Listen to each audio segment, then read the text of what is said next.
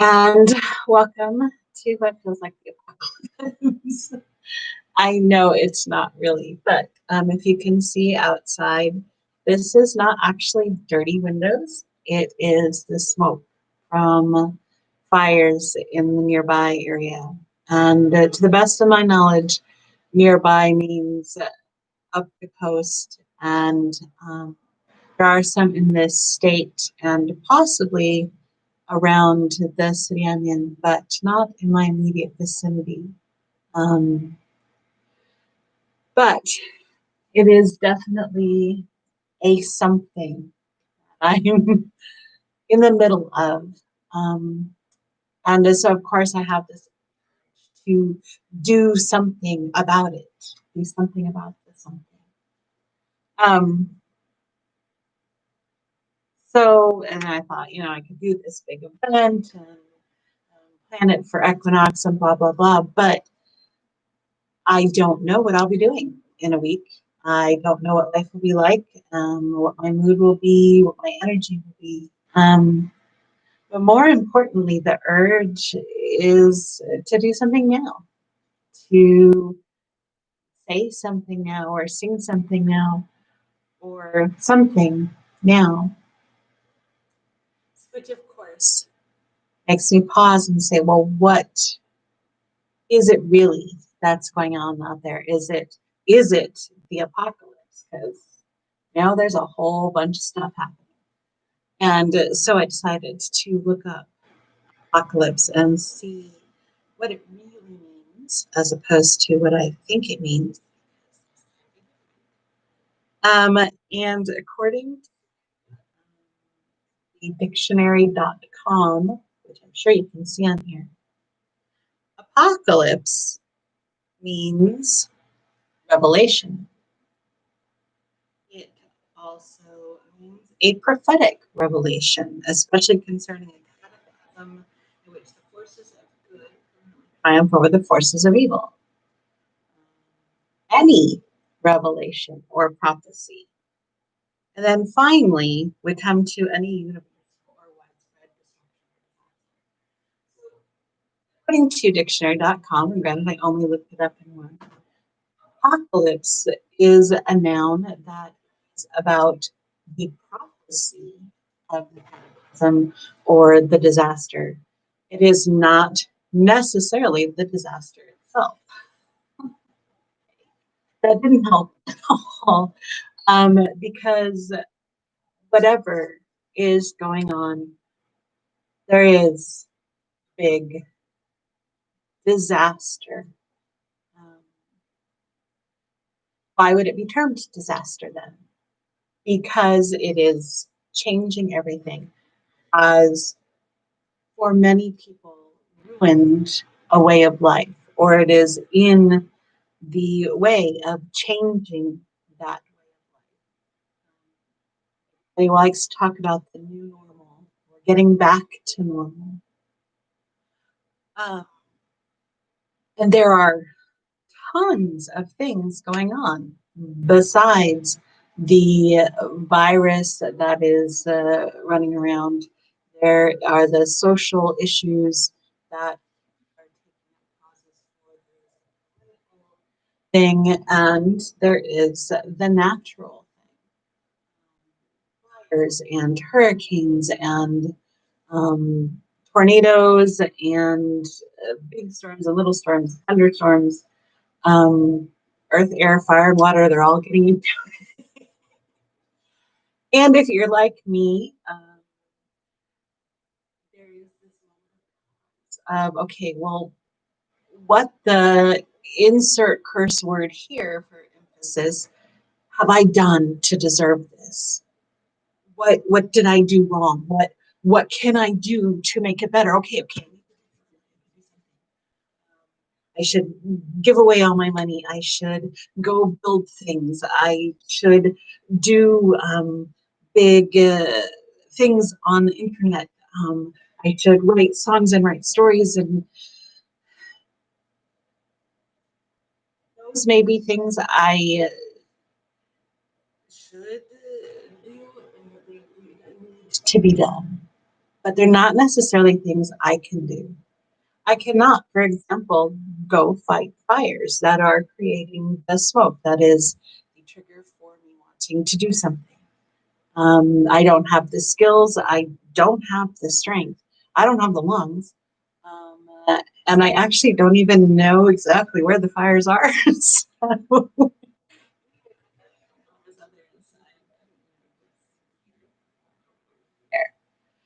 so what can I do? Leads it to what do I do every day? What is my thing in this new normal, in this big change up in um, all of the transportation and transformation and chaos and life and death and happy and sad? What do I do? What is my core? So if you're like me, and yes, I'm purposely kind of shadowed. I know that isn't the best, but it is kind of image of what's going on in my head. You're like me, but we do after we freak out and wonder what we've done wrong is we sit. We take a deep breath. As we know by now, after our years of experience, that running in circles, screaming and shouting does not do anything for us. It does not make me feel better. It does not make me feel like I'm being of service to others. Then the next step, of course, is arguing about everything. Well, I don't understand why there is this big reaction about masks. I don't understand why there is this big reaction about equality. I don't understand why there is this big, because that is not how I think. That is not what I do. I don't know where y'all are coming from. So you must be wrong. Um, and the big thing that has kerfuffled me is the fear. Why is there such a big fear reaction to an illness on both the personal level and on the political level? Why is there this huge? And the thing I think, the thing I have to focus on, as what are my core values? Who am I? What do I do? I see the positive. I see the flip side. I see a different perspective. It's not always considered positive. Sometimes it's the snarky side. I see things differently. I process things differently and I express things differently. So after sitting, taking a deep, going through all the judgments and reactions, those are normal. It's what it is. One of the things I do, I allow that. Then I see what is good, what is amazing, what is magical, what can we celebrate in this moment. And that has been one of the difficulties of shutdowns, and the physical distancing, is that hugging is practically taboo. Um, and I am a hugger. It's what I am. It's what I do. I come from a family. I've been trained up by the best. It is kind of my thing in this day and age. You know, if you don't know anything else about me, you know I love hugs, and I'm. Um, so that's a personal affront that I'm not allowed to give people that comfort of energy and embrace, to just be there in a solid fashion. So I've figured a way around that. Um, but so, what do we celebrate when the sky out there looks like it's gray and dark, and the sun is angry and red. And when I cannot go out into my precious nature to reconnect, to celebrate, to find the beauty and take pictures of it, um, it feels like Mother Nature has said, "Yep, I agree. Just send you all to your room. Close the door. Nope, don't want to talk to you. Just stay there. Stay there because I said so."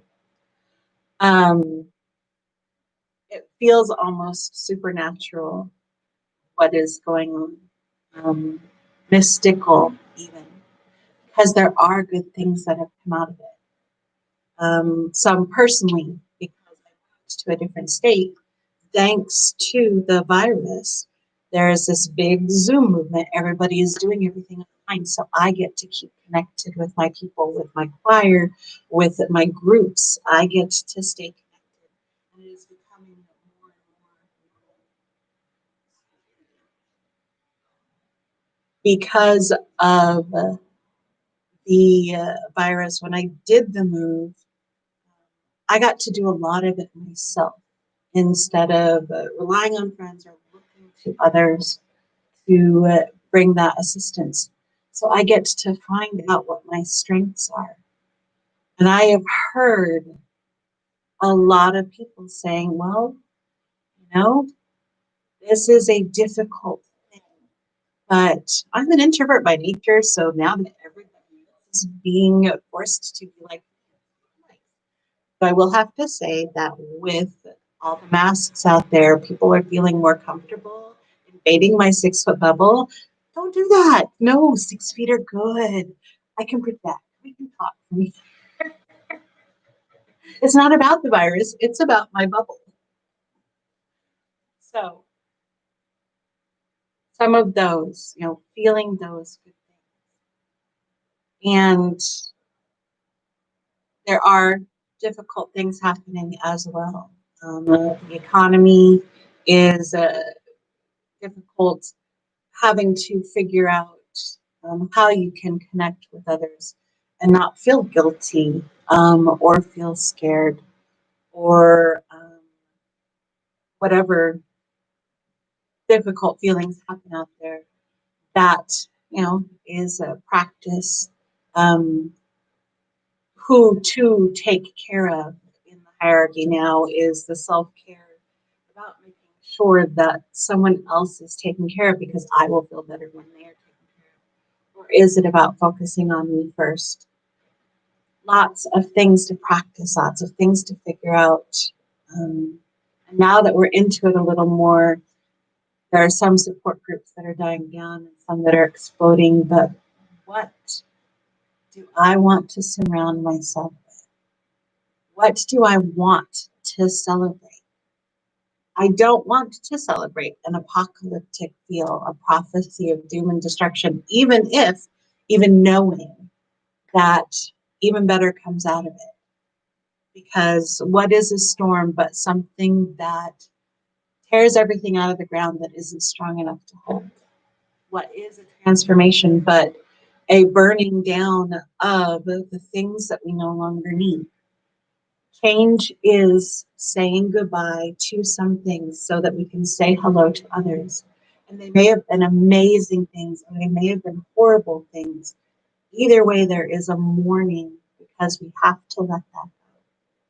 And now, as a whole wide world, we are forced to let things go, to make these changes. We're all spinning together. So see is the positive. What can I bring that is celebratory to this? Some of it is a gratitude practice. I am still grateful for the earth. I am grateful that even though I have a big gas guzzling vehicle that has kept me safe, um, grateful that I know that I can do different things to celebrate, to contribute to growth. I am grateful for the things that I am finding, for the worship music that is out there, for the people who are doing things like the Silent Book Club, which I just found a friend of mine has. I am grateful for all the stuff that's on the internet because it makes this easier. I am grateful that I have done what I have done so that at this moment, at this point, I am stronger than I would have been if this happened 10 years ago. And that's fine, that's celebrating me. How do I celebrate the world? Because that is something to give, to help, to share, to support, to do in this moment. I celebrate the world because I know that this is nature, what's happening right now. It is not something I can control. It is not something I can change. And it is something that happens. It's a consequence of things. This created friction with this. So we know that nature changes. Many of us know that nature changes like that, weather-wise. So we know that this isn't the end. And we know that the next sunny day is not the end. When COVID started and people were staying home and there were great reports about skies clearing up in a matter of days, we know that that can happen again too. We know we can celebrate the change. And celebrate does mean mourning the old as well as looking forward to the new. So this is what I do. And maybe it's a little help to put out in the world that there are other options. We don't all need to fight the fires up front. Maybe we are not all able to give donations or time or money to organizations that are helping those in need. Maybe we are in need, but we can be ourselves. We can celebrate ourselves, awesomeness of this moment right here, of being able to feel the cheer and the happy, even with that outside. To be able to appreciate that there is more going on in the world, in the natural and the supernatural, than the destruction, that the fires and the unrest and the upheaval and the apocalypse are but moments, declarations, prophecies, breaths of time. And we can honor them. I can celebrate them. And even though I tried really hard, I could not think of a good song to offer today since I love singing. I wanted to actually do this while I felt instead of setting it aside. That's one of the things I'm practicing. I don't have a song, but I do have a hug for you and for me and for the earth, which I celebrate in all of its changes and all of its weirdness. And that means I celebrate humanity because we are natural too. We are beings of the earth. We act differently than other beings. We have different capabilities and different functions. But we are all amazing. And we all have consequences. We all have actions. We all have immediate reactions that we need to breathe through. We all have bits like this in our lives, in our brains, in our hearts, in our souls.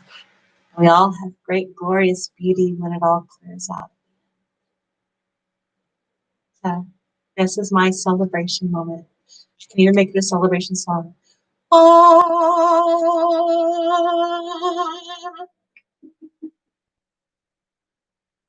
thank you. Thank you for taking this time to celebrate with me, to be philosophical with